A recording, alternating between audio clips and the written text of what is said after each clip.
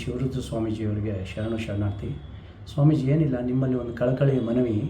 ನಾಳೆ ನೀವು ಒಂದು ವೀರಭದ್ರ ನಗರದಲ್ಲಿ ಒಂದು ವಿಶ್ವ ಹಿಂದೂ ಪರಿಷತ್ತು ಇದು ಕಾರ್ಯಕ್ರಮಕ್ಕೆ ಭಾಗಿಯಾಗ್ತಾಯಿದ್ದಾರೆ. ಸಂತರ ನಡಿಗೆ ಅಂತ ಹಾಕಿದ್ದಾರೆ. ವಿಶ್ವ ಹಿಂದೂ ಪರಿಷತ್ತಾಗಲಿ ಅಥವಾ RSS ಅವ್ರದ್ದೆಲ್ಲ ನಡೆ ಹೇಗಿದೆ ಅಂತಂದರೆ ಅದೆಲ್ಲ ಬಸವಣ್ಣನ ವಿರೋಧಿಯಾಗಿದೆ. ಶರಣ ತತ್ವದ ವಿರೋಧಿ ಚಿಂತನೆ ಅವರಲ್ಲಿರೋದು. ನೀವು ಅವರ ತಲೆ ಬರೋದ್ರ ಮೇಲೆ ಹೋಗೋದು ಎಷ್ಟು ಮಾತ್ರ ಚೆನ್ನಾಗಿದೆ.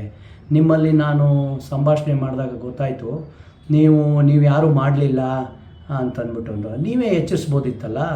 ಸುಮಾರು ವೀರಶೈವ ಲಿಂಗಾಯತ ಸಂಘಟನೆಗಳಿಗೆ ಎಚ್ಚರಿಕೆ ಕೊಟ್ಟಿದ್ದರೆ, ಅದು ಸಿದ್ಧಗಂಗೆ ಸ್ವಾಮೀಜಿದು ಇದು ವಿಗ್ರಹನ ಇದನ್ನು ಮಾಡಿದ್ದಾರೆ ಅಂತಂದ್ಬಿಟ್ಟು ನೀವು ಹೇಳಿದ್ರಿ. ಒಬ್ಬ ಯಾರೋ ಮಾಡಿದ್ದಾನೆ ಅಂತಂದ್ಬಿಟ್ಟು. ಆಯಿತು, ಅವನು ಯಾರೋ ಮಾಡಿದ್ದಾನೆ ಅಂತಂದರೆ ಅದಕ್ಕೇನು ಕಾನೂನು ರೀತಿ ಅದಕ್ಕೆ ಸರ್ಕಾರದಿಂದ ಮಾಡೋವಂಥದ್ದು, ಮತ್ತು ನಾವು ಪ್ರತಿಭಟಿಸೋದಕ್ಕೆ ನಾವೆಲ್ಲ ಇದ್ದೀವಿ. ನೀವೇ ಕರೆ ಕೊಡ್ಬೋದಿತ್ತಲ್ಲ. ಈಗಲೂ ಏನು ಕಾಲ ಮಿಂಚಿಲ್ಲ. ನಿಮ್ಮ ಮುಂದಾಳತ್ವದಲ್ಲೇ ನಾವು ಆ ಪ್ರತಿಭಟನೆಯಲ್ಲೆಲ್ಲ ಬರ್ತೀವಿ. ನೀವು ಅದು ಬಿಟ್ಟು ನೀವು ಹೋಗ್ಬಿಟ್ಟು ವಿಶ್ವ ಹಿಂದೂ ಪರಿಷತ್ತು ಅಥವಾ ಇನ್ಯಾವುದೋ ಹಿಂದೂ ಪರ ಸಂಘಟನೆ ಎದುರು ಪರವಾಗಿ ಹೋಗೋದು ಎಷ್ಟು ಮಾತ್ರ ಸರಿ. ನನಗೇನೋ ಈ ಸ್ವಾಮೀಜಿಗಳು, ಈ ಲಿಂಗಾಯತ ಸ್ವಾಮೀಜಿಗಳದು ಕಾವ್ಯ ಒಳಗಿನ RSS ಚಡ್ಡಿ ಸಾಕಷ್ಟು ಕೆಲಸ ಮಾಡ್ತಾ ಇರುತ್ತೆ ಯಾವಾಗಲೂ ಅನಿಸುತ್ತೆ. ಕಾವ್ಯ ಒಳಗಿನ RSS ಚಡ್ಡಿ ಕೆಲಸ ಬಿಡಿ. ನೀವು ಈ ಥರದ್ದು ದ್ವಂದ್ವ ನಡೆ ಯಾಕೆ?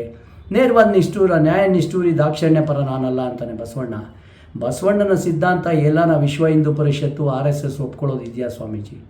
ಇದ್ದರೆ ಹೇಳಿ ದಯವಿಟ್ಟು. ಅವರು ಎಲ್ಲೂ ಬಸವಣ್ಣನ ಒಂದು ಇದಾಗಲಿ, ಕುವೆಂಪುದಾಗಲಿ ಅಥವಾ ಅಂಬೇಡ್ಕರ್ದಾಗಲಿ ಆ ಚಿಂತನೆ ಒಳಗೆ ಆಗೋದೇ ಇಲ್ಲ ಅವರು.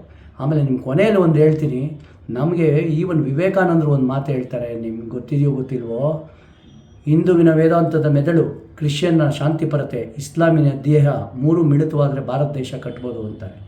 ನಮಗೆ ನಮ್ಮ ಸಂವಿಧಾನ, ಬಸವ ತತ್ವದ ಮೇಲೆ, ಶರಣರ ತತ್ವದ ಮೇಲೆ ನಾವು ಅಪಾರವಾದ ನಂಬಿಕೆ ಇಟ್ಕೊಂಡಿರೋದು. ನನಗೆ ಅನಿಸಿದ ಮಟ್ಟಿಗೆ ನಿಮ್ಮ ಮೇಲೇನು ಯಾವುದೇ ಥರದ್ದು ನನಗೇನು ದ್ವೇಷ, ಅಸೂಯೆ ಆ ಥರದ್ದಿಲ್ಲ. ನನ್ನ ಕಳಕಳಿಯ ಮನವಿ ಅಷ್ಟೇ. ಶರಣಾರ್ಥಿ.